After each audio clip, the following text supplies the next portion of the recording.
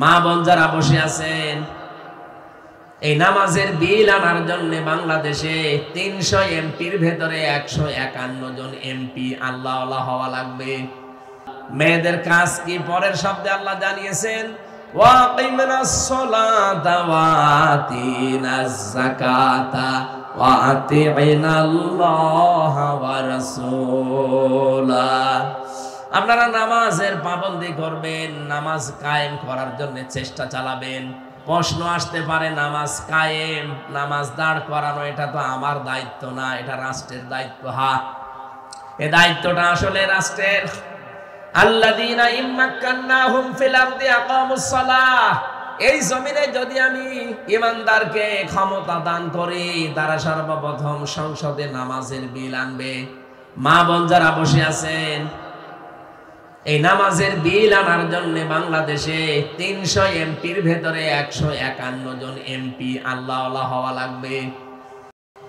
আপনার একটা ভোটের কারণে যদি এই লোকটা কোরআনে কারীম বুকে নিয়ে সংসদে ঢুকতে পারে, এই আসনে কে আছে আমি জানি না, যেই দাঁড়াক না কেন উনি যদি ইসলামপন্থী হয়, আপনার যদি মনে হয় যে না এই লোকটাকে আমার একটা ভোট দিলে এই লোকটা এমপি হওয়ার পরে নামাজের বিল আনবে সংসদে, আপনি একটা ভোট মাত্র দিয়েছিলেন, কিন্তু উনি যদি ওই জায়গায় বলে যে আমি নামাজের বিল চাই, স্পিকার যদি বলে নামাজের বিল চান, কারা কারা হাত তোলেন?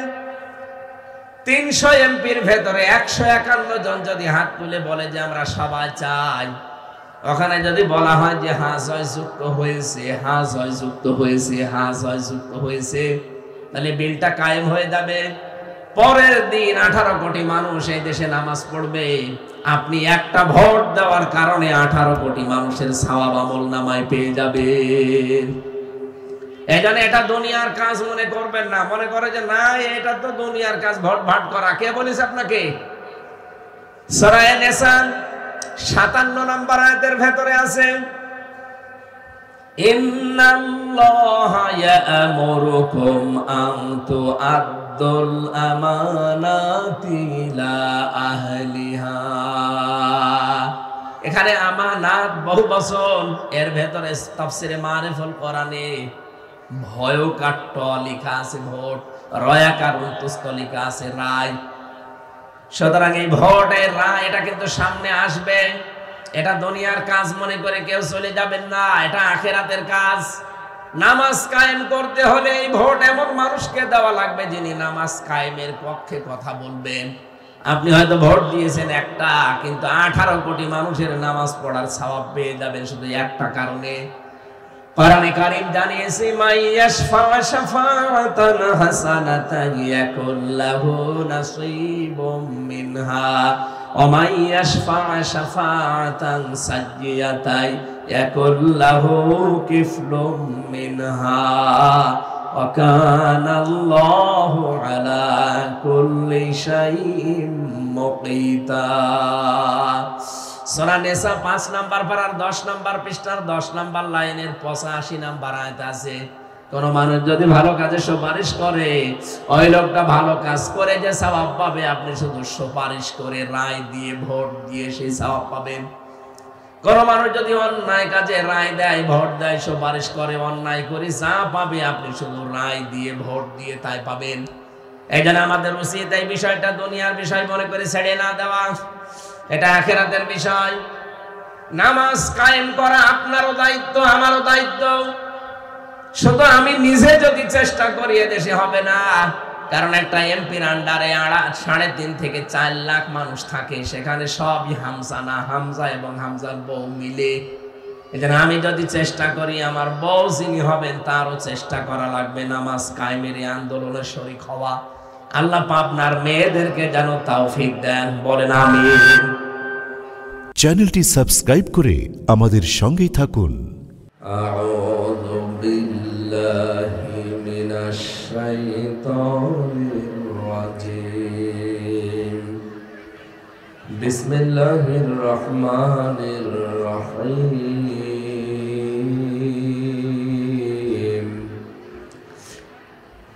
যুজ্জিনা লিন-নাসি হুব্বুশ শাহাওয়াতি মিনান النساء والبنين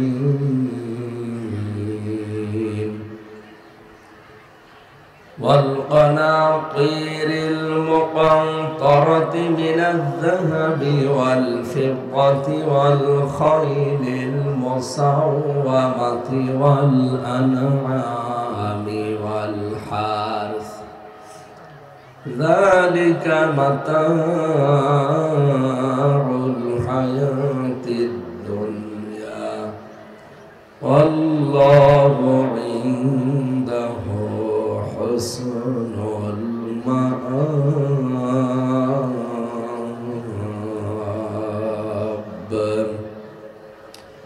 صدقت يا ربنا اللهم صل على محمد وآله وصحبه وبارك وسلم। আপনাদের সংক্রান্ত একটা আয়াত তেলাওয়াত করেছি কোরআনে কারীমের সূরা আলে ইমরানের 14 নম্বর আয়াত। এখানে 6টা বিষয় আল্লাহ রাব্বুল আলামিন আমাদেরকে জানিয়েছেন যে এই 6টা বিষয়ের প্রতি পৃথিবীর মানুষের আকর্ষণ, আসক্তি, সশোভন এগুলো আমি তৈরি করে দিয়েছি। এগুলো যারা কন্ট্রোল করে চলতে পারবে, এগুলোর পরিমিত ব্যবহার যারা করতে পারবে দুনিয়ায়, তাদেরকে 3টা পুরস্কার আমি আল্লাহ দেব। এরপরের আয়াতে আছে, এরপরের 2টা আয়াতে আল্লাহ আমাদেরকে 6টা গুণ অর্জন করার জন্য আদেশ দিয়েছেন। প্রথম 6টা, পরের 3টা, পরে আরো 6টা, 15টা বিষয় আজকে আলোচনা করব ইনশাআল্লাহ। আল্লাহ আমাদেরকে যেন সহজ সরল ভাবে বোঝানো এবং বোঝার তৌফিক দান করেন, আমিন। সূরা আলে ইমরান কোরআনে কারীমের বহুল আলোচিত একটা সূরা। 200টা আয়াত আছে, আমরা মাত্র একটা আয়াত পড়েছি, 14 নম্বর আয়াত। আল শব্দের শাব্দিক অর্থ হচ্ছে বংশ, ইমরানের বংশ। 2 জন ইমরান এই সূরার ভেতরে আলোচনা আছে। 2 জন ইমরানের, একজন মুসা আলাইহিস সালামের পিতা আর একজন হযরতে মরিয়ম আলাইহিস সালামের পিতা। 2 জনের নামই ছিল ইমরান। ইমরান ইবনে ইয়াসার, ইমরান ইবনে মাহসান, এই 2 জনের কথা এই সূরার ভেতরে আলোচনা আছে। আল শব্দটা যদিও আলিফ আর লাম দিয়ে অন্যান্য সূরার আগে ব্যবহার যেগুলো আমরা দেখি সেখানে নির্দিষ্ট করার জন্য, যেমন সূরা আল বাকারা, এটা নির্দিষ্টকরণের জন্য। আর এখানে যে আলে ইমরান, এই আল মানে নির্দিষ্ট করা নয়, এটা আল মানে আহলুন থেকে। আহলুন মানে বংশ, মানে সম্মানিত যারা, তাদের ক্ষেত্রে আলু ব্যবহার করা হয়।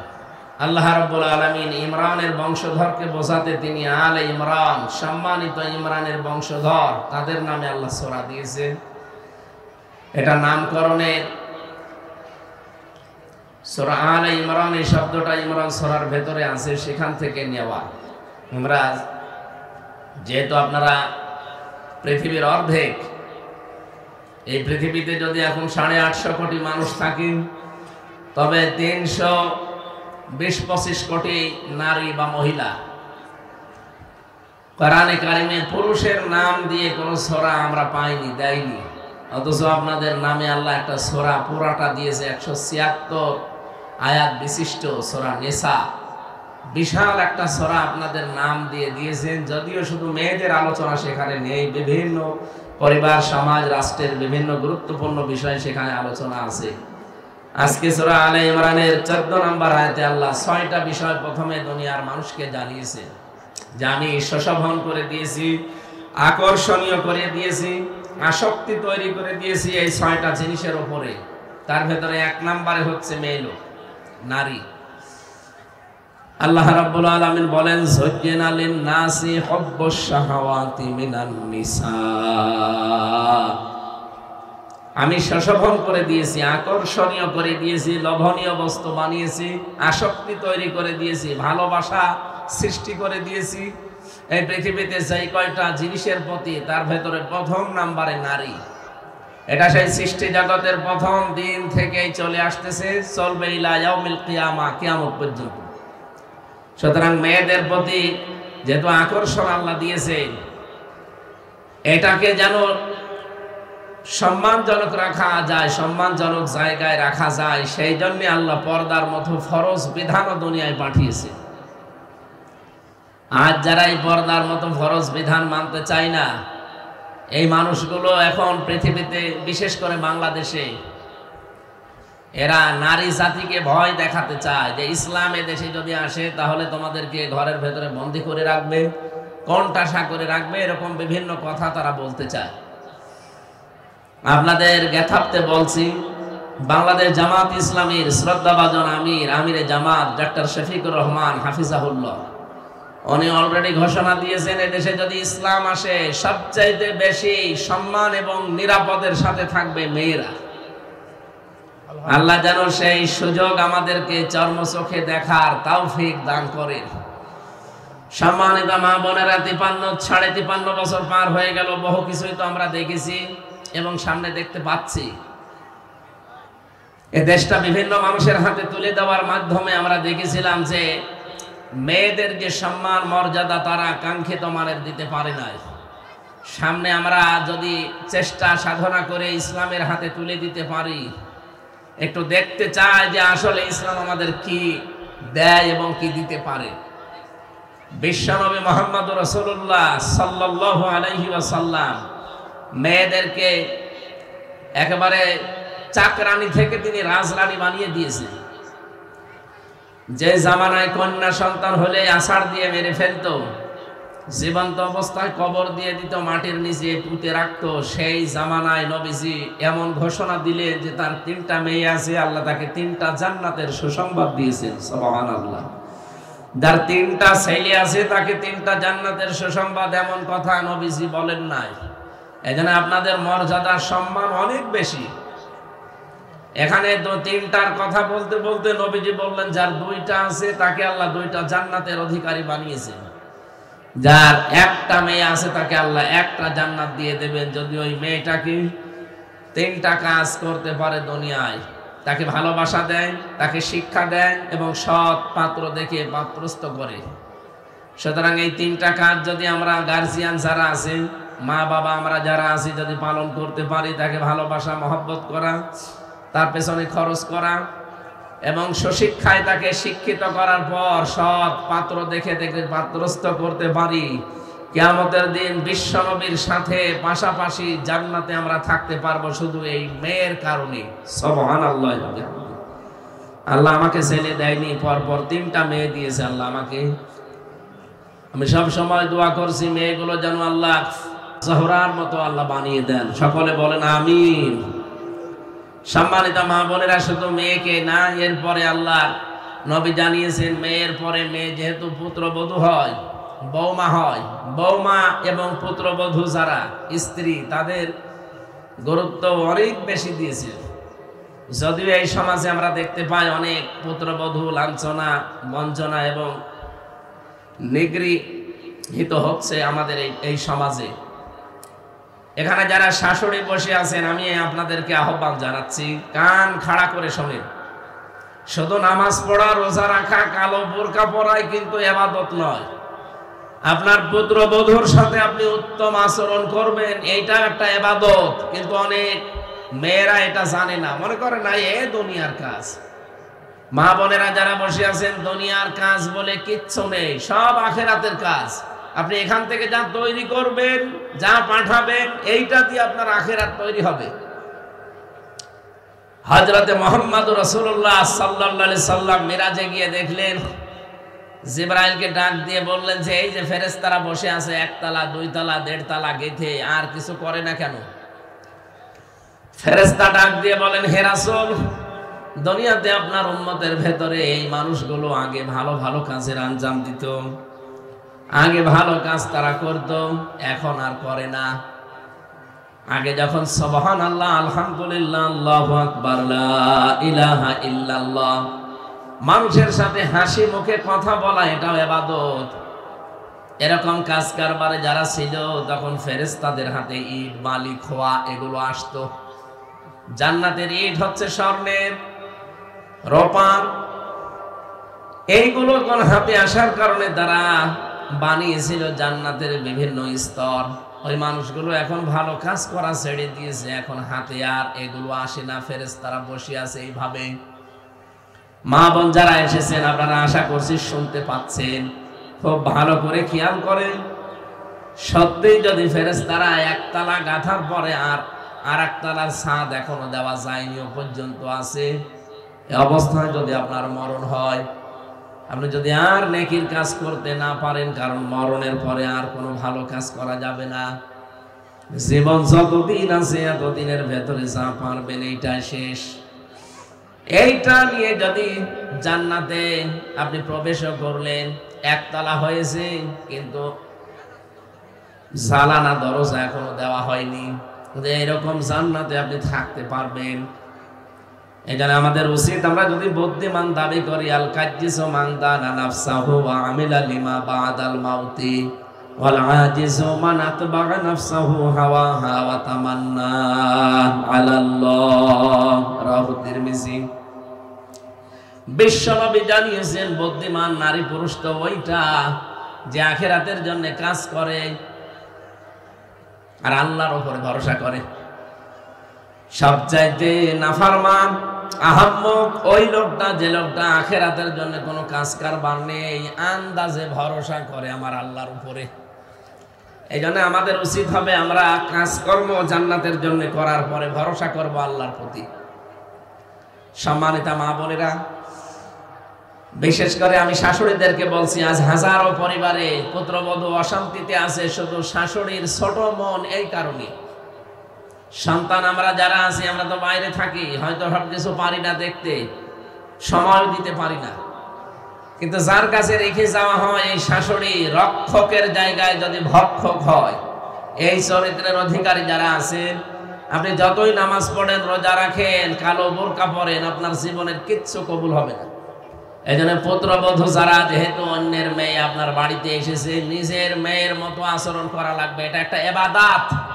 এই ইবাদতটা হাজারো পরিবারে নেই, এই জন্য বহু পুত্রবধূ মনে হয় জাহান্নামের ভেতরে আছে পরিবারে, এরা মানসিক রোগী হয়ে যায়। বহু মেয়ে লোক মেসেজ দেয় আমাদের মোবাইলে যে একটু শাশুড়িদেরকে বলতে পারেন না এরা কি মানুষ না দজ্জাল। সম্মানিত মা বোনেরা, যে মহিলারা এরকম মেসেজ দেয় তারা কোন জাহান্নামে আছে আপনি বলেন? এই জন্য আশা করছি আপনাদের আচরণ এরকম যেন না হয়। 3 নম্বরে আপনাদের সম্মান দিয়েছেন নবীজি, শুধু স্ত্রী হিসাবে নয়, দাগ দিয়ে জানিয়েছেন মা এই পৃথিবীর সর্বশ্রেষ্ঠ নিয়ামত। আল্লাহর পরে আল্লাহ যাদের স্থান দিয়েছেন তার নাম দিয়েছেন মা। وَقَضَى رَبُّكَ أَلَّا تَعْبُدُوا إِلَّا إِيَّاهُ وَبِالْوَالِدَيْنِ إِحْسَانًا। আমি আল্লাহর ইবাদত করার পরে আমি নির্দেশ দিলাম মা বাবা যাদের আছে তাদের সাথে যেন ভালো ব্যবহার করা হয়। কোথায় ছিলেন আপনারা? কোথায় তুলে দিয়েছে আল্লাহ নিজে বিশ্বনবীর মাধ্যমে। এই জন্য আমরা এদিকেই তাকিয়ে গ্যারান্টি দিতে চাই বা গ্যারান্টি দিতে পারি, ইসলাম যদি এই দেশে সত্যি এসে যায়, এতদিন যা পেয়েছেন শুধু নামে, সামনে আপনি কামে দেখতে পাবেন এবং 100% অধিকার আপনারা ফিরে পাবেন। শুধু চেষ্টা চালান যে সামনে যেন ইসলাম এ দেশে কায়েম হয়ে যায়। আল্লাহ যেন কবুল করেন, আমিন।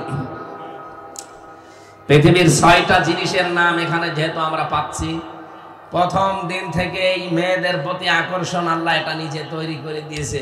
হযরতে আদম উদাস মনে ঘুরে বেড়াচ্ছিলেন জান্নাতের ভেতরে, আল্লাহ রাব্বুল আলামিন তাকে নিদ্রা দিলেন, তিনি ঘুম এসে পড়লেন।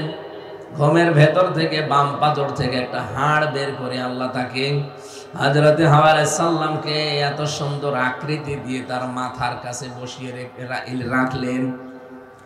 হযরতে হাওয়া আলাইহিস সালাম এত সুন্দরী ছিল, এই পৃথিবীতে আমরা ইতিহাস পড়ে জেনেছি 6 জন নারীর তালিকা আছে, সবচাইতে বেশি সুন্দর ছিল তারা।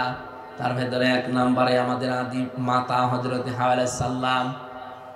এত সুন্দর করে পৃথিবীতে আল্লাহ আর কাউকে বানাননি, নিজের হাতে আমার আল্লাহ নিজে তার চেহারাটা বানিয়েছেন। লাকাদ খালাকনাল ইনসানা ফি আহসানি তাকওয়িম। অবশ্যই আমি আল্লাহ মানুষের আকার, এই আকৃতি সবচাইতে সুন্দর করে বানিয়েছি।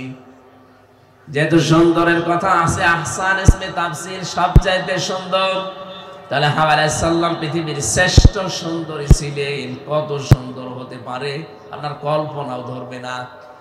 আজ দুনিয়ায় যারা বিশ্ব সুন্দরীর তালিকায় নাম চায়, তাদের চাইতে মনে করবেন যে 100 ভাগ সুন্দরী ছিলেন, 100 ভাগ। হযরতে হাওয়াকে মাথার কাছে ডাকার পরে আদম আলাইহিস সালাম জিজ্ঞাসা করলেন, মা আনতি, কি আপনি? কে আপনি বলেননি, কারণ ওখানে তো কোনো মানুষই নেই, বলবে কি করে? তিনি বলেছিলেন কি আপনি, আপনি কি জিনিস? হযরতে হাওয়া ডাক দিয়ে বললেন, আমি কি জিনিস মানে আমি একজন মহিলা, একজন নারী। কি কাজ আপনার?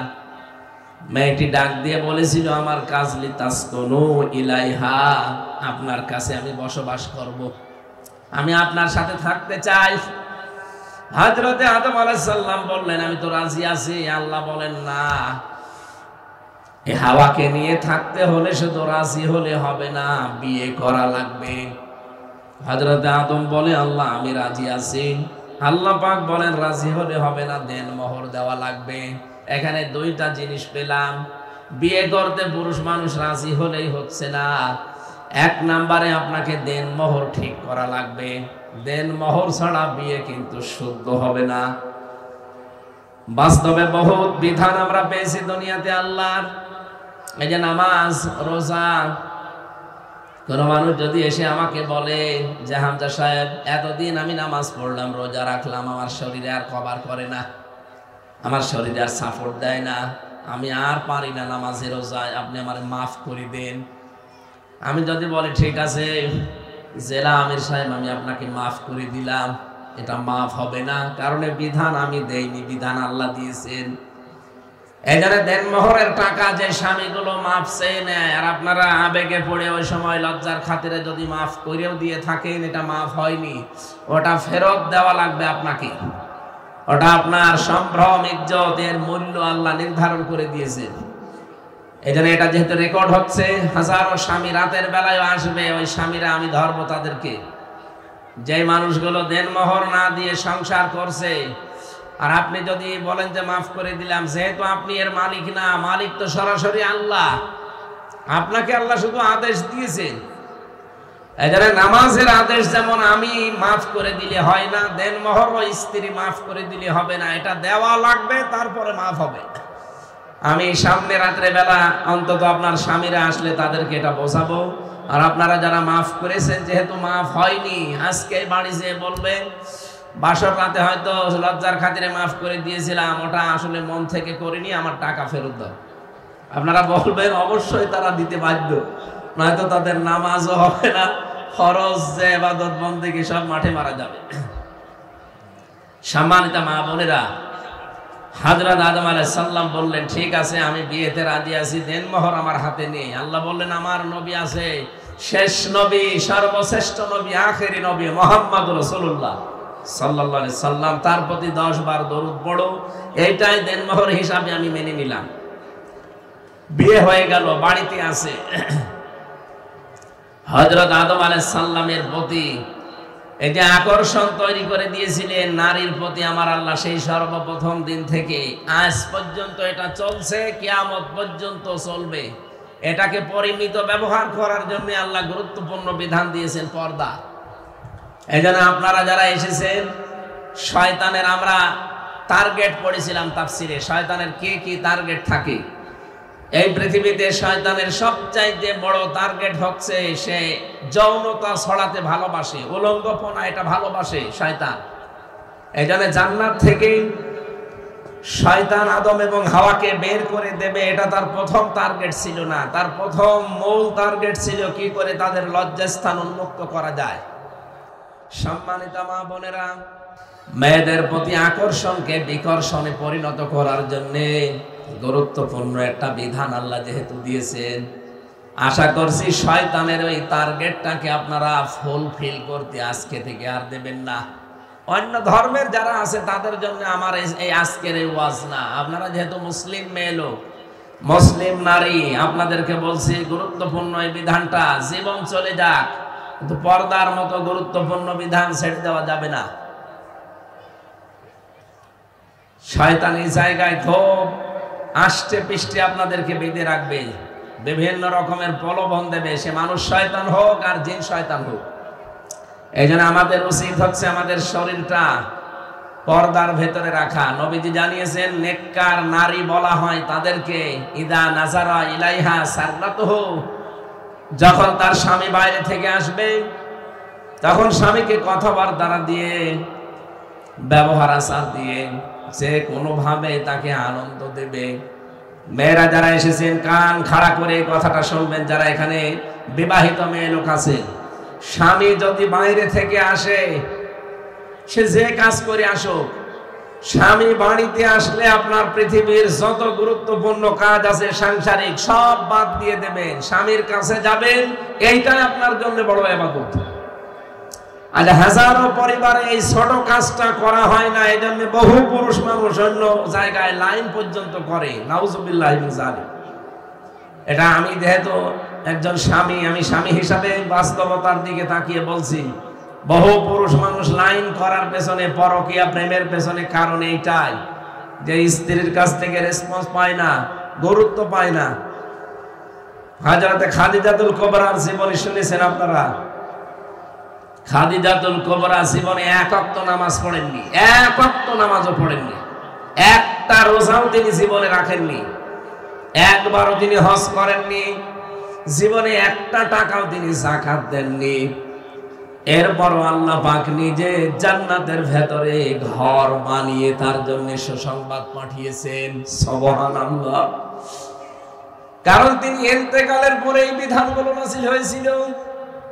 ও পাবনার মা বোনেরা, ভালো করে কান খাড়া করেন। জীবনে মহিলা কোনোদিন নামাজ পড়লেন না, রোজা রাখলেন না, দান করলেন না, সাদকা করলেন না, যাকাত দিলেন না, হজ করলেন না, অথচ এই মহিলাকে আল্লাহ জান্নাতে ঘর বানিয়ে তার জন্য সুসংবাদ পাঠিয়েছেন একটাই মাত্র কারণে, আতাইনু আলা দীনি যাওজাতিহা।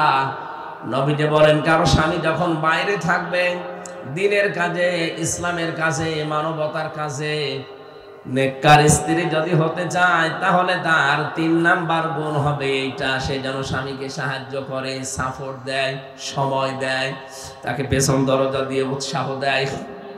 হযরতে খাদিজাতুল কুবরা জীবনে এই কাজটা করেছিলেন, এই কারণে আল্লাহ খুশি হয়ে তার জন্য জান্নাতুল ফেরদাউসে ঘর বানিয়ে পাঠিয়েছেন। আমরা আরেকজন মহিলার জীবনী পড়েছি, হযরতে আসিয়া। এই মেয়েটা স্বামী কর্তৃক অত্যাচারিত, নির্যাতিত হওয়ার পরে আমার আল্লাহ খুশি হয়ে তার জন্য ঘর বানিয়েছিলেন। কিন্তু আল্লাহ বানাননি, তিনি বানাতে বলেছিলেন। ইদ ক্বালাত রাব্বি বিনি লি ইনদাকা বাইতান ফিল জান্নাহ ইলা আখিরি আয়াত। রব্বুল আলামিনকে হযরতে আসিয়া বলেছিলেন, মাবুদ, আমার স্বামী আমার উপরে যে জুলুম অত্যাচার করে তুমি দেখতে পাচ্ছ, কিন্তু তুমি যেন আমার স্বামীর উপরে কোনো অ্যাকশন নিও না, তুমি আমার স্বামীর উপরে কোনো বরদোয়া দিও না, গজব দিও না। ওয়ানাজ্জিনি মিন ফিরআউনা ওয়া আমালিহি ওয়ানাজ্জিনি মিনাল কওমিজ যালিমিন। আমার স্বামী আমার উপরে যে অত্যাচার করে, আমার উপরে যে জুলুমের স্টিম রোলার চালাচ্ছে, আমার হাতের ভেতরে ব্রেক লাগিয়েছে, আমার পায়ের ভেতরে ব্রেক লাগিয়েছে, মাথার উপরে গরম তেল ঢেলে দিচ্ছে, এই ভয়ঙ্কর দৃশ্য দেখে আল্লাহ তুমি যেন রেগে যেও না, আমার স্বামীর উপরে গজব দিও না। তোমাকে আমি বলছি আল্লাহ, তুমি আমার স্বামীর এই অত্যাচার থেকে আমাকে বাঁচাও, আর আমার জন্য জান্নাতের ভেতরে একটা ঘর তুমি বানিয়ে দাও, যেখানে বসে বসে তোমাকে সরাসরি দেখা যায়। সুবহানাল্লাহ। মা বোনেরা, এই 2 জন মহিলার জীবনে আমি পড়েছি, একজন স্বামীর অত্যাচারে অত্যাচারিত হওয়ার পরে জান্নাতে তিনি ঘর পেয়েছেন, আর একজন স্বামীকে সাপোর্ট দেওয়ার কারণে, একজন স্বামীকে সময় দেওয়ার কারণে, উৎসাহ দেওয়ার কারণে আল্লাহ তাকে জান্নাতে ঘর বানিয়ে পাঠিয়েছেন। এই জন্য শুধু নামাজ পড়া, রোজা রাখার, কালো বোরকা পরাই মনে করবেন না এটাই হয়ে গেছে জান্নাত পাওয়ার মাধ্যম। না, আপনাকে অবশ্যই স্বামীর সাপোর্ট করা লাগবে। সে যদি দ্বীনের কাজে থাকে, মানবতার কাজে থাকে, ওয়াইদা গাবা আনহা হাফিজাতুহু, নবীজি বলেন 2 নাম্বার ওই মহিলার কাজ হবে, স্বামী যদি বাইরে চলে যায়, যতক্ষণ স্বামী বাইরে থাকবে নিজের সন্তান, নিজের সম্পদ, নিজের ইজ্জত আবরু, নিজের সম্ভ্রম এইগুলো সে হেফাজত করে রাখবে, কন্ট্রোল করে রাখবে। 10,000 মহিলাকে পরিবারে এইটা পাওয়া যায় না। স্বামী এত কষ্ট করে বাইরের দেশ থেকে টাকা পাঠায়, স্ত্রীদের টাকা কোথায় কোথায় ব্যয় করে সে জানে আর আল্লাহ জানে। 2 বছর 3 বছর 5 বছর পরে স্বামী বাইরে থেকে বাড়ি আসে, এসে দেখে ওর জীবনে আর কিচ্ছু নেই, এমনকি বউটাও নেই, বউটাও অন্যের হাতে চলে গেছে। আপনি জবাব দিতে পারবেন জীবনে আর কোনোদিন?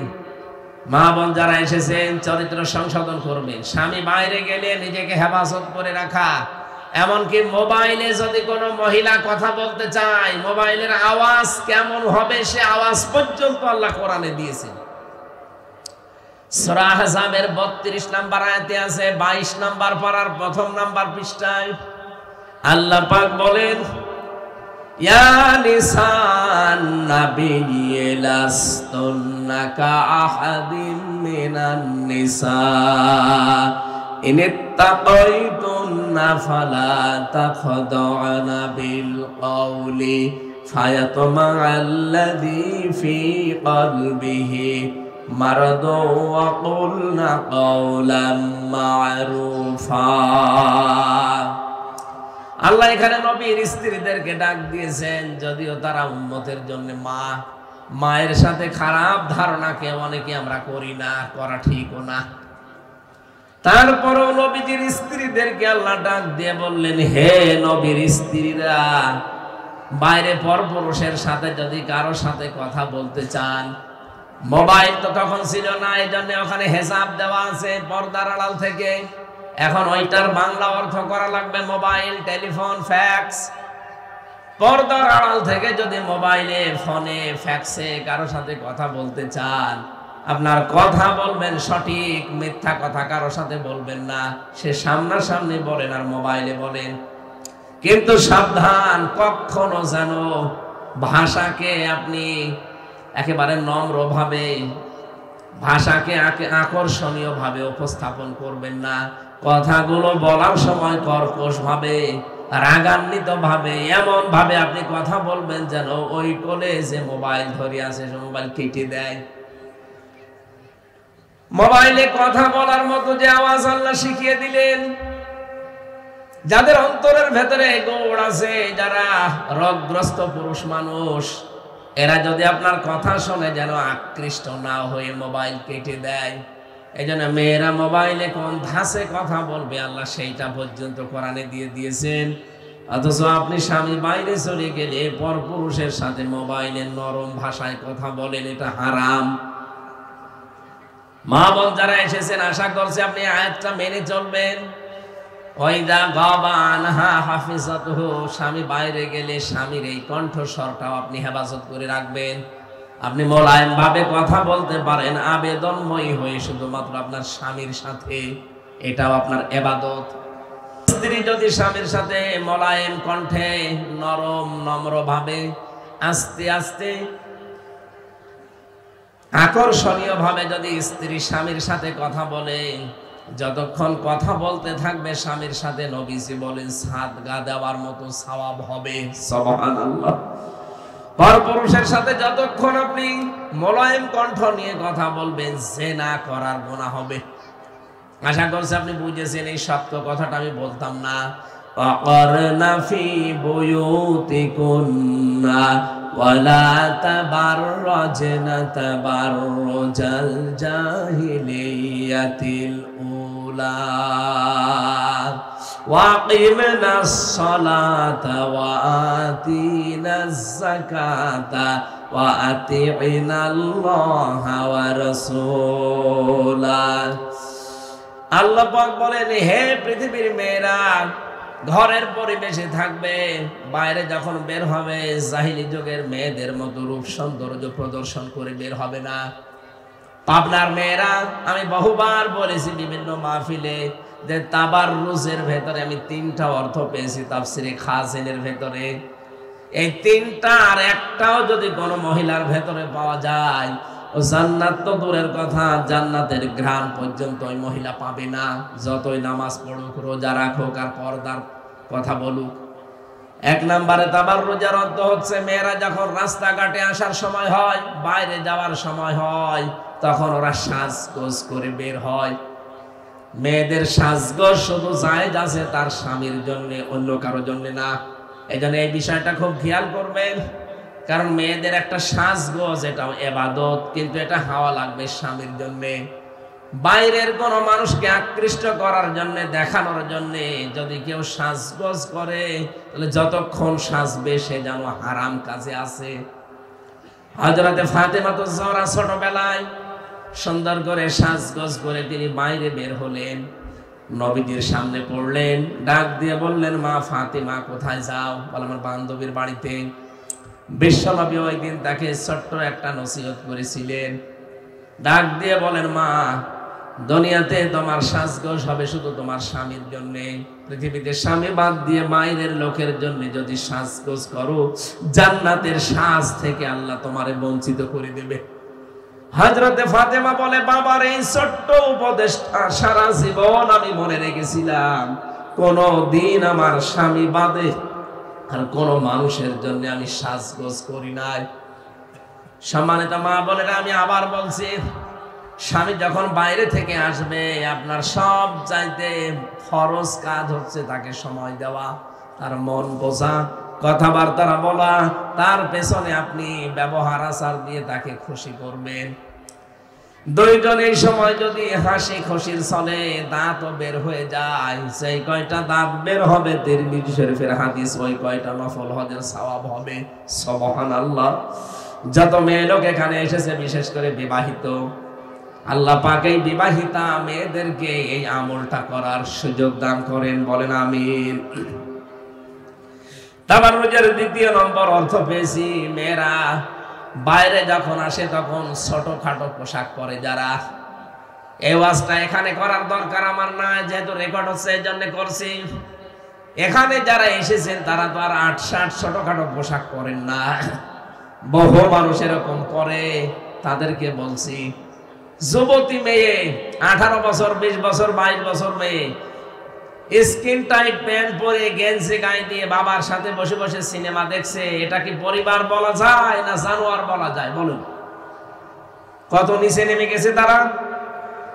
একটা অঘটন কখন ঘটে যাবে এরকম কিছু আচরণে, তখন আপনি তো সারা জীবন দিয়েও তুলতে পারবেন না। শয়তান তো আর বসে নেই। হযরতে আবু বকর সিদ্দিক রাদিয়াল্লাহু তাআলা আনহু, তার নিজের মেয়ে হযরতে আয়েশা সিদ্দিকা রাদিয়াল্লাহু তাআলা আনহা, দুইজন বসে বসে তারা গল্প করছিল পারিবারিক জীবন নিয়ে। হঠাৎ করে নবীজি আসলেন, দূর থেকে তাকিয়ে দেখলেন, কিছুক্ষণ পরে নবীজির চেহারা লাল হয়ে গেছে। হযরতে আয়েশা জিজ্ঞাসা করেন, স্বামী কি হয়েছে?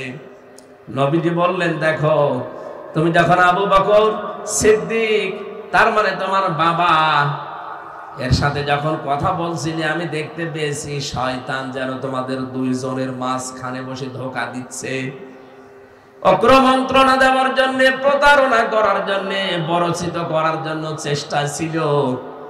মা বোনেরা, আপনি খেয়াল করে বলেন তো, যে দুইজনের নাম বললাম, দুইজনই জান্নাতি। হযরতে আবু বকর তো জিন্দা অবস্থায় জান্নাতের সার্টিফিকেট হাতে পেয়ে গেছেন। তার মেয়ে নবীজির স্ত্রী, যার জন্য 13টা আয়াত নাযিল হয়েছে, তার চরিত্রের গ্যারান্টি দিয়ে। হযরতে আয়েশা সিদ্দিকার চরিত্রের গ্যারান্টি দিয়ে আল্লাহ 13টা আয়াত কোরআনে নাযিল করেছেন। এত পবিত্রা মহিলা ছিল। এই মানুষ তার বাবার সাথে বসে গল্প করলে যদি শয়তান প্ররোচনা দিতে পারে, ক্রমন্ত্রণা দিতে পারে, পরচিত করতে পারে। আমরা যারা যুবতী মেয়ে স্কিন টাইট প্যান্ট পরিয়ে, গেঞ্জি গায়ে দিয়ে পাশে বসিয়ে উলঙ্গ অর্ধ উলঙ্গ সিনেমা দেখেন, আপনি কোথায় নেমে গেছেন? আপনি টের পেয়েছেন। শয়তান চিন্তা করে আমার শয়তানি করাই দরকার নেই, এখানে বড় শয়তান আছে। এই জন্য আমরা সাবধান, ছোটখাটো পোশাক পরা যাবে না। চস পায়জামা যারা পরেন মেয়েরা, এটা হারাম। মেয়েদের জন্য চস পায়জামা পরা জায়েজ নেই। মেয়েদের পোশাক হবে ঢিলা ঢালা। আমি আশা করব আপনারা এখন থেকে শাড়ি পরা বাদ দিয়ে দেবেন, সালোয়ার কামিজ বানাবেন, হাত পর্যন্ত হাতা করবেন ঢিলা, পা পর্যন্ত লম্বা করবেন, নিচে ছায়া অথবা পায়জামা পরা লাগবে, ব্লাউজ থাকবে এবং ওড়না দিয়ে মাথার চুল সহ মুখমণ্ডল বাদ দিয়ে পুরা শরীর যেন ঢেকে যায়। আমি ফাতেমাতুজ জহরার একটা পোশাক জাদুঘরে পেয়েছিলাম মদিনায়, যদিও এটা ফাতেমার পোশাক কিনা আমি জানি না, কিন্তু একটা পোশাকের চিহ্ন ওখানে দেওয়া আছে। দেখলাম অনেকে লেখা আছে এটা ফাতেমার পোশাক, হাত লম্বা একেবারে হাতা পর্যন্ত। এই জন্য আপনাদের পোশাক যদি এই হয়, হঠাৎ করে যদি কারো সামনে পড়িয়েও যান, দেখবেন পর্দার মতো ফরজ বিধান এটা নষ্ট হলো না, খেলাফ হলো না, আপনি বেঁচে গেলেন। আর শাড়ি পরা থাকলে যদি হঠাৎ আঁচলটা পড়ে যায় মাথা থেকে, যদি চুল বের হয়ে যায়, পর পুরুষ যত চুল দেখবে অতগুলো গোনা আপনার আমল নামায় দেওয়া হবে।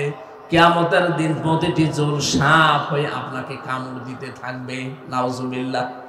সবচাইতে বড় বিষয় ইবাদত বন্দেগী, শাড়ি পরে আপনার নামাজও হয় না ঠিক মতো। রুকুতে গিয়ে সেজদা দিতে গিয়ে যদি মাথার কাপড় পরে যায়, চুল যদি বের হয়ে যায়, ওই মহিলার নামাজ শেষ, নামাজ ভেঙে গেছে।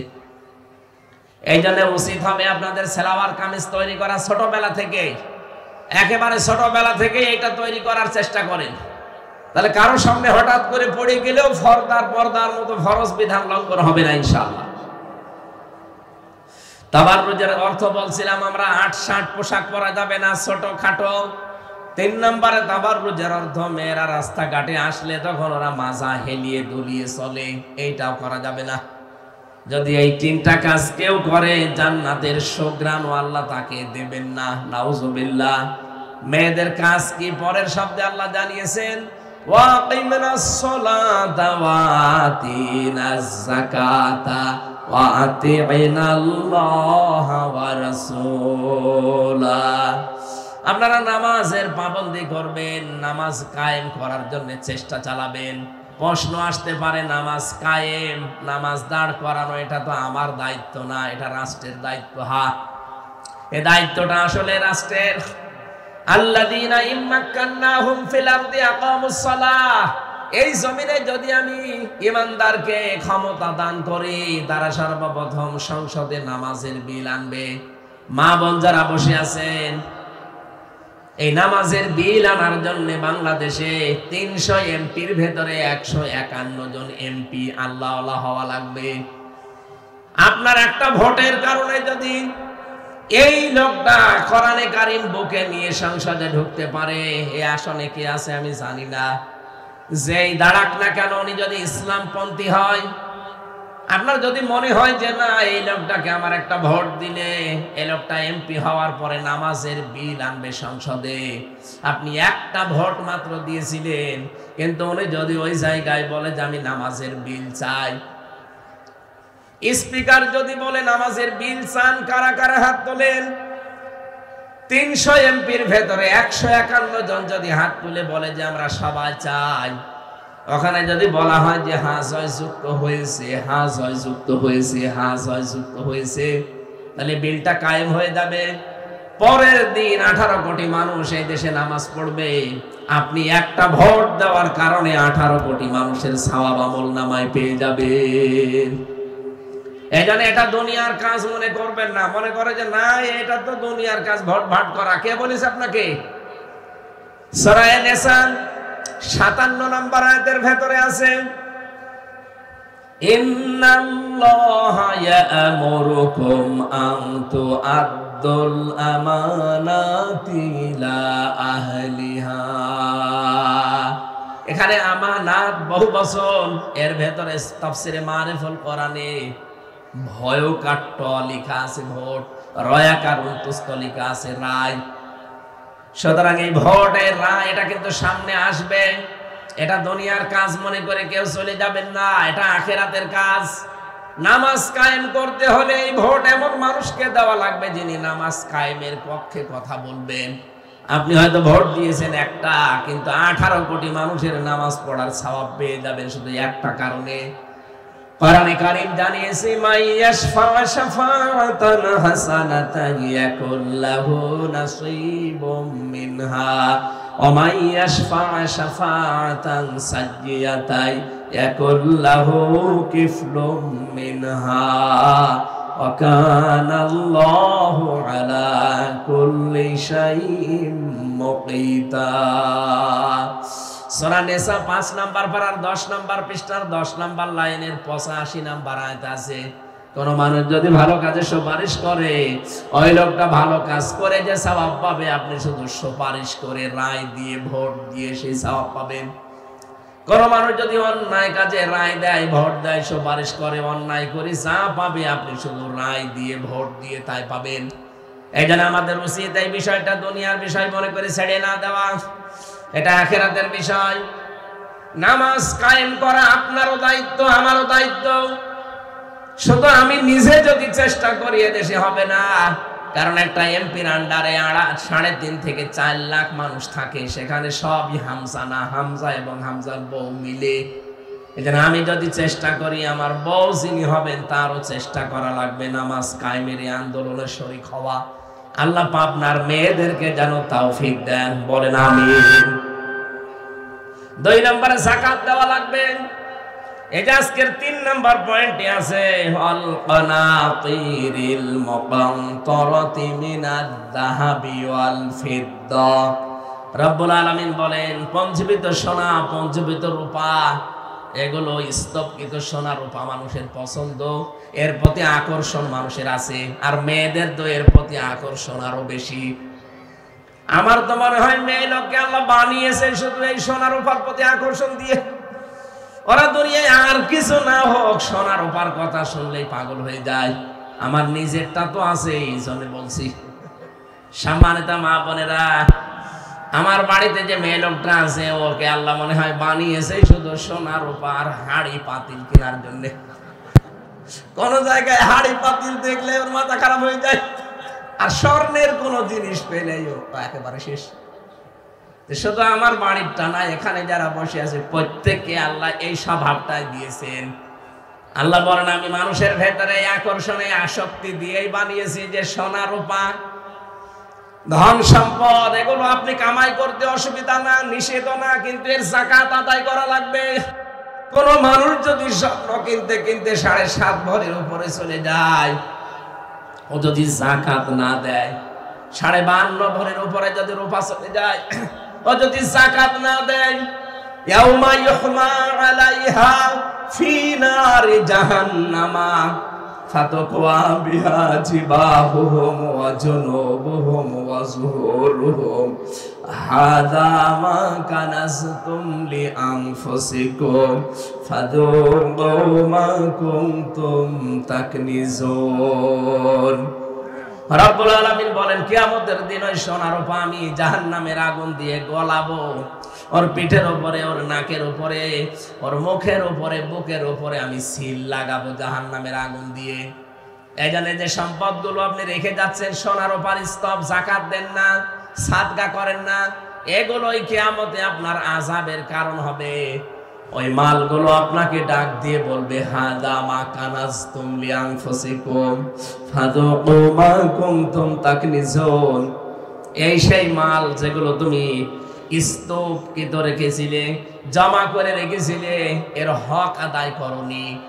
এই জন্য মেয়েদের যাদের স্বর্ণ রূপা, ধন সম্পদ গোপনে যেগুলো আছে কেউ জানে না, অনেক স্বামী পর্যন্ত আপনার জানে না, আপনি গোপনে রেখেছেন, গোপনে যাকাত দেওয়া লাগবে আপনাকে। শাড়ি যাদের ব্যবহারিক 3টার বেশি পড়ে আছে, 8টা 10টা 15 20টা, শুধু অনুষ্ঠান আসলে স্বামীকে দিয়ে শাড়ি আর 3 পিস কিনান। আমি কিনতে নিষেধ করছি না, কিন্তু 2টা ব্যবহারের আর একটা বাইরে যাওয়া, এই 3টা বাদ দিয়ে যাদের বেশি আছে অবশ্যই তারও আপনি সাদকা আদায় করতে হবে। যাদের শাড়ি নেই এরকম মানুষকে আপনার এই শাড়ি আপনি বিলিয়ে দেবেন, নয়তো এই শাড়ি আপনার আযাবের জন্য কাল হয়ে দাঁড়াবে। এগুলো যে আকর্ষণীয় বস্তু আল্লাহ আমাদের ভেতরে তৈরি করে দিয়েছে, এগুলো থাকবে, কিন্তু হক আদায় করা লাগবে। 2 নম্বরে আল্লাহ দিয়েছেন আল বানিন, সন্তানাদি, এর প্রতি আকর্ষণ, ভালোবাসা, মহব্বত আমাদের আছে। মা বোন যারা এসেছেন সাবধান হবেন এই জায়গায়। কোরআনে কারিমে আল্লাহ বারবার সন্তান সম্পদ এগুলোকে ফিতনা হিসাবে উল্লেখ দিয়েছেন। ইয়া আইয়ুহাল্লাযীনা আমানু লা তুলহিকুম আমওয়ালুকুম ওয়ালা আওলাদুকুম আন যিকরিল্লাহ ওয়া মান ইয়াফআল যালিকা ফাউলাইকা হুমুল খাসিরুন। রব্বুল আলামিন সূরা মুনাফিকের ভেতরে জানিয়েছেন, ঈমানদারেরা তোমরা হালাক হয়ে যেও না, ধ্বংস হয়ে যেও না সম্পদ আদি আর সন্তান আদির পেছনে থেকে। এরা যেন আল্লাহর জিকির থেকে, আল্লাহর স্মরণ থেকে, আল্লাহর আইন থেকে তোমাদেরকে গাফেল অমনোযোগী করে না রাখে। যে ব্যক্তি এরকম করবে সে নারী হোক পুরুষ হোক সে ক্ষতিগ্রস্ত হবে, নাউজুবিল্লাহ। এই জন্য আমি সহ যারা এখানে এসেছি ভাইরা বোনেরা সবাইকে বলছি, সন্তান আদি সম্পদ আদি এগুলো যেন আমাদের কাছে আল্লাহর জিকির থেকে আমাদেরকে দূরে সরিয়ে রাখতে না পারে। আপনি এদের কারণে পেছনে থাকতে গিয়ে আল্লাহর বিধান যদি ভুলে যান, ও মা বোনেরা আমি আমার নিজের কথাই বলি, আমি যা করেছি আজ পর্যন্ত, আমি আমার বাবা, আমার দাদা, আমার পরদাদা এই তিন পুরুষের পরে আমি আর চিনি না। আমার বাবার নাম রিয়াজউদ্দিন, তার বাবার নাম জাহান আলী, তার বাবার নাম নমাজ আলী। উনি মাত্র 61 বছর আগে মারা গেছে। মা বোনেরা আমি আমার ঈমান থেকে বলছি, মাত্র 61 বছর আগে যে লোকটা মারা গেল, ওই লোকটা যদি এখন কুষ্টিয়া এসে বলে যে 2 তলা বাড়ি আমার, এই ভিটা আমি কিনেছিলাম, আল্লাহর কসম করে বলছে আমি হামজা তারে কিন্তু ঢুকতে দেব না বাড়িতে। বলবো কিসের নমাজ আলী আপনি, আমি আপনাকে চিনি না। অথচ কিন্তু এই ভিটা এই জমি জায়গায় 2 তলা বাড়ি সেই বানিয়েছিল। মাত্র 61 বছর পরে এসে যদি তার নিজের জায়গায় সে উঠতে না পারে, এখানে যারা আছেন আপনি যদি 100 বছর পরে এই পাবনায় আসেন, আপনাকে পাবনায় কেউ ঢুকতেই দেবে না। এইটাই দুনিয়া। পৃথিবীর জন্য আমরা যত পাগল, পৃথিবী কিন্তু আমাদের জন্য অত পাগল না। আপনি আমি চলে গেলে পৃথিবীর কোনো ক্ষতি হবে না, কেউ বসে থাকবে না, ঠিক যার জায়গায় সে কাজ করে যাবে। এই জন্য আমরা এই আয়াত থেকে যে শিক্ষাটা দিতে চাই, সন্তানাদি এগুলো আকর্ষণীয়, লোভনীয়, শোষিত, এগুলোর প্রতি আসক্তি আল্লাহ বানিয়ে দিয়েছে, কিন্তু এইগুলো যেন আমার আল্লাহর পথে বাধা হয়ে না দাঁড়ায়। 4 নম্বরে আমি পেয়েছি ওয়াল খাইলিল মুসাব্বামা, এগুলো সুদর্শন ঘোড়া। এখানে ঘোড়া বলতে যানবাহন, বাহন যেগুলো আছে এগুলো, অলানাম চতুষ্পদ জন্তু জানোয়ার, অলহার্স শস্য ক্ষেত এবং জমি জায়গা। এই 6টা বিষয়ের প্রতি ভালোবাসা, আকর্ষণ, আসক্তি আমার আল্লাহ তৈরি করে দিয়েছেন। আল্লাহ বলেন এগুলোকে যারা কন্ট্রোল করে ব্যবহার করতে পারবা পরিমিত ভাবে, নিষেধ না কিন্তু পরিমিত করা লাগবে। আমার এই যে জামার হাতাটা এ পর্যন্ত আছে, ঠিক আছে, এখন যদি আমি আরো আধা হাত বাড়িয়ে দেই মানুষ আমাকে পাগল বলবে। এটা যদি আধা হাত কেটে ফেলি মানুষ আমাকে বলবে তার কেটে গেছে। জামার হাতা যে পর্যন্ত থাকা দরকার এই পর্যন্তই দেওয়া লাগবে। দুনিয়ার যতটুকু দরকার আপনার অতটুকুর বাইরে আপনি কিছু করতে যাবেন না, তাহলে দুনিয়ায় আপনাকে পাগল বলবে। যালিকা মাতাউল হায়াতিদ দুনিয়া। রব্বুল আলামিন বলেন এই যে 6টা বিষয়ের খোলাখুলি ব্যাখ্যা করলাম, এগুলো কিন্তু সব দুনিয়ার সম্পদ, এগুলো দুনিয়ার ভোগ বিলাসের জিনিস। আল্লাহু ইনদাহু হুসনুল মাব, আমি আল্লাহর কাছে উত্তম কিছু আছে। এই উত্তম কি? আপনি যে এই 6টা জিনিসকে কন্ট্রোল করে চলবেন, এখন উত্তমটা কি সেটা না থাকলে আপনি তো কন্ট্রোল হতে পারবেন না। আল্লাহ এজন্য নিজে ওয়াজ করছেন এবার নবীকে দিয়ে, কুল আউনাব্বিউকুম বিখায়রিম মিন যালিকুম লিল্লাযীনা তাকাউ ইনদা রাব্বিহিম জান্নাত। হে নবী ওদেরকে বলেন আমি কি তোমাদেরকে সংবাদ দেব, জানাবো যে এর চাইতে উত্তম কিছু আল্লাহর কাছে আছে। দুনিয়ায় যারা তাকওয়া অবলম্বন করতে পারবে, আল্লাহকে ভয় করে জীবন চালাতে পারবে, এই মানুষগুলোর জন্য প্রথম পুরস্কার হিসাবে আল্লাহ রেখে দিয়েছেন বাগান, জান্নাত। বাগানের প্রতি, জান্নাতের প্রতি মানুষের আকর্ষণ এমনিতে আমাদের বেশি। আল্লাহ এর জন্য প্রথম পুরস্কার এই বাগানের নাম দিয়েছেন। এমন বাগান, তাজরি মিন তাহতিহাল আনহার, এর তলদেশ দিয়ে নদী আর নহর প্রবাহমান থাকবে। খালিদিনা ফিহা, চিরকাল আপনি থাকবেন, কোনোদিন আপনাকে আর বের করে দেওয়া হবে না। সর্বশেষ যেই লোকটা জান্নাতে প্রবেশ করবে এবং যাকে জান্নাতের একেবারে ছোট জান্নাত দেওয়া হবে, এদের তাফসিরে দেখেছি এই দুনিয়ার মতো 10 দুনিয়ার সমান আল্লাহ তাকে জান্নাত দেবে। জাহান্নাম থেকে বের করে হায়াতে নহর, এখান থেকে গোসল করিয়ে ধৌত করানোর পরে যখন জান্নাতের পাশে রাখবে, লোকটাকে আল্লাহ পরীক্ষা করার জন্য বলবেন, এই যে জান্নাত দেখতে পাচ্ছ। লোকটা আরজি করবে, মাবুদ আমাকে জান্নাতের গেটের কাছে একটু বসাও, আমি একটু ভেতরে দেখি। আল্লাহ বলেন, ঠিক আছে, তোমাকে গেটের কাছে নিয়ে যাব, কিন্তু এর পরবর্তীতে আর কিছু চাইতে পারবা না। ঠিক আছে। জান্নাতে প্রথম গেটে নিয়ে যাওয়ার পরে সবকিছু তো ভালোভাবে দেখাও যায় না। আরজি করবে, আল্লাহ আমি আর একটু দেখতে চাই, শুধু ভেতরে যাব আর বের হয়ে চলে আসবো, আমি কোনো কিছুই ধরবো না, ছব না, ঘ্রাণও নেব না। আল্লাহ বলেন, ঠিক আছে যা। ভেতরে যাওয়ার পরে আল্লাহকে বলবে রব্বুল আলামিন, একটা কাজ করলে হয় না কি, যেখানে দিলে এখান থেকে যদি আর বের না করো তাহলে কতই না ভালো হয়। নবীজি বলেন, আল্লাহ পাক তখন তাকে বলবেন, যা, তোর জন্য এই জান্নাতটা আমি রিজার্ভ করে দিলাম।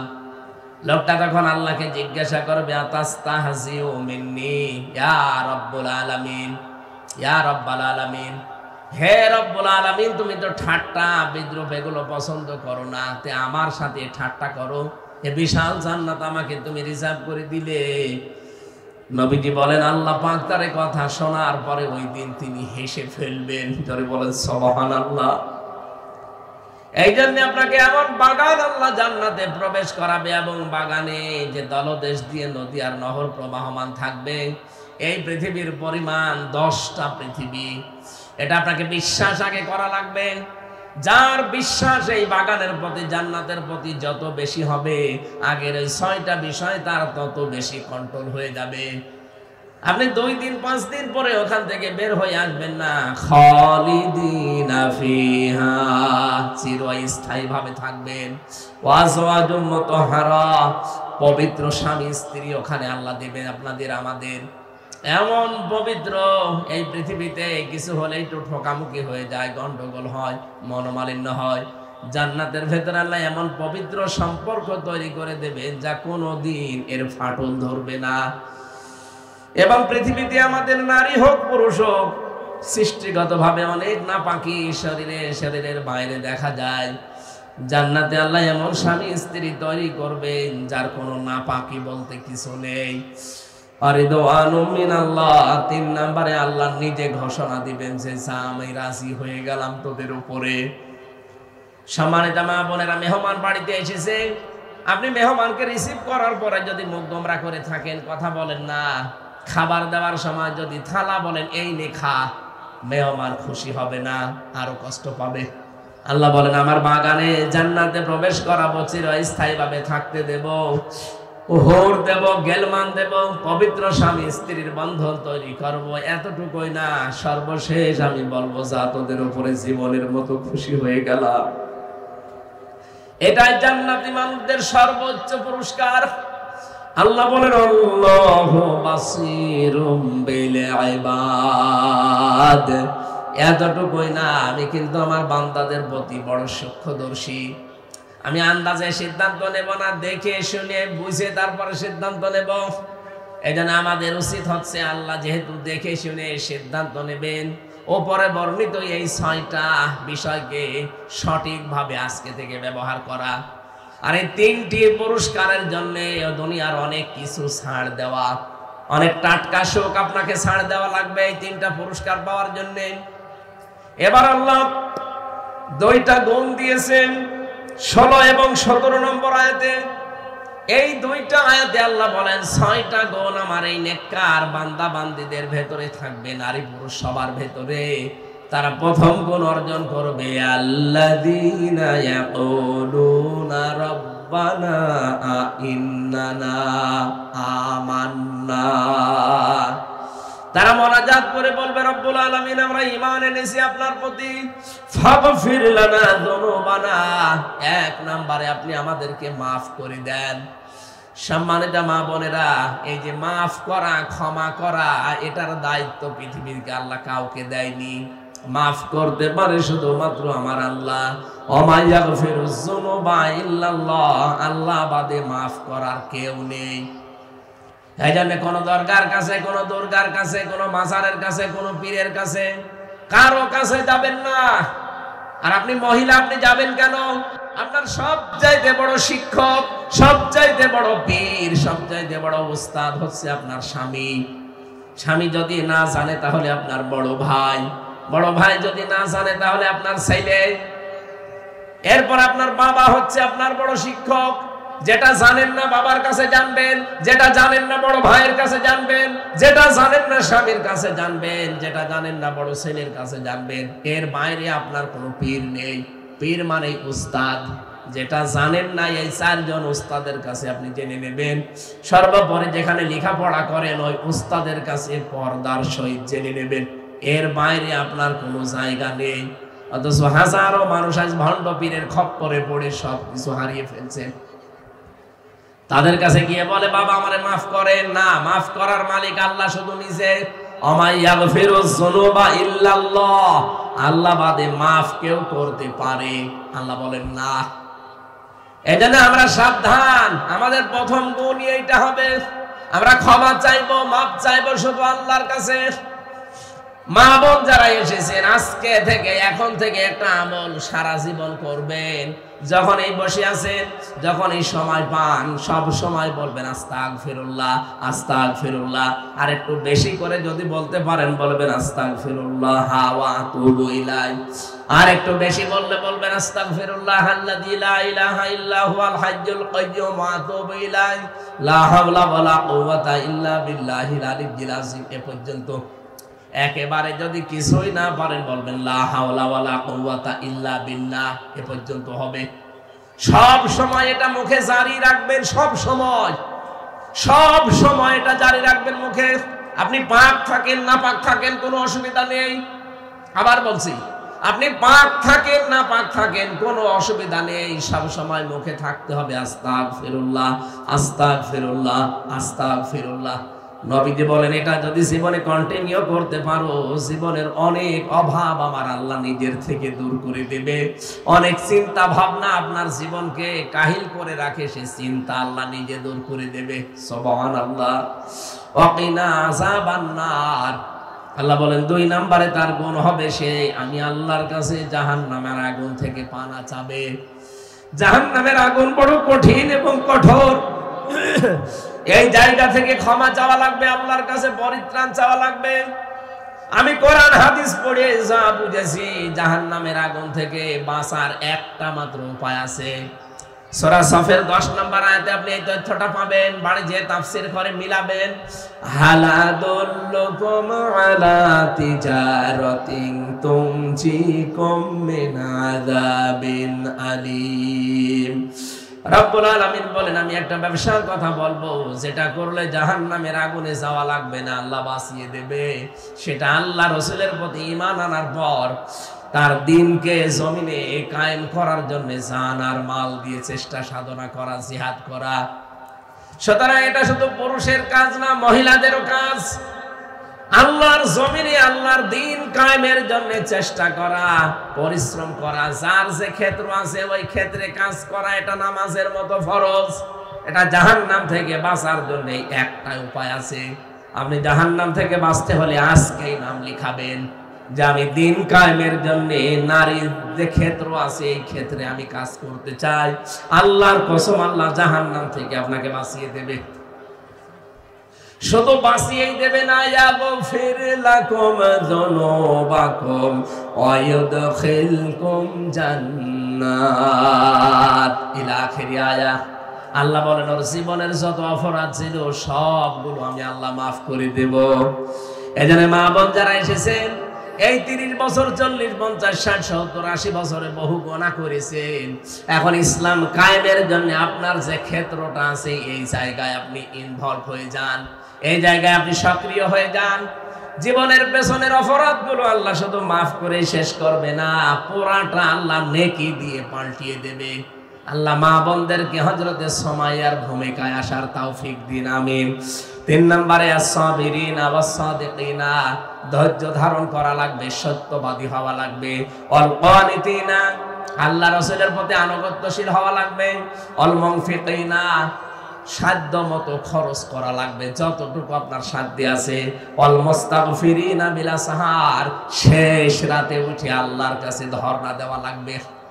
এই 6টা গুণ যারা অর্জন করতে পারবে, ওই 3টা পুরস্কার তাদের জন্য জান্নাত, উত্তম স্ত্রী বা স্বামী এবং আল্লাহর সন্তুষ্টি। ওই 6টা বিষয় আল্লাহ আমাদের কাছে আসক্তি, ভালোবাসা, সশবন, আকর্ষণীয়, এগুলো যেহেতু তৈরি করে দিয়েছে, এই 6টা বিষয়কে পরিমিত ব্যবহারের মাধ্যমে 3টা পুরস্কার পাওয়ার আশায় এই 6টা গুণ অর্জন করার তৌফিক আল্লাহ সব মেয়ে লোক যারা এসেছেন সবাইকে যেন দান করেন, আমিন। বারাকাল্লাহু লানা ওয়া লাকুম ফিল কোরআনিল আযীম।